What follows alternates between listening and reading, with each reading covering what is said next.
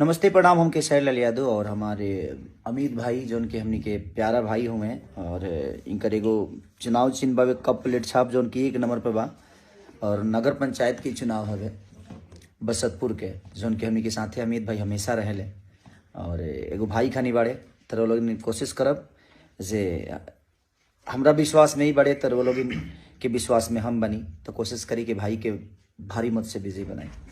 Love you पूरा नगर पंचायत बसतपुर जहाँ के हमारे पैदाइश था नाम बट वो गांव से खास लगाव बा हमरा और गांव के लोग भी हमके बेटा ही मानेला तो दिल से थैंक यू आप सबके। हमरा विश्वास में ही बड़े तर वो लोग के विश्वास में हम बनी तो कोशिश करी कि भाई के भारी मत से विजयी बनाई। लव यू पूरा नगर पंचायत बसतपुर जहाँ के हमारे पैदाइश था नाम बट वो गांव से खास लगाव बा हमरा और गांव के लोग भी हमके बेटा ही मानेला तो दिल से थैंक यू आप सबके। Love you.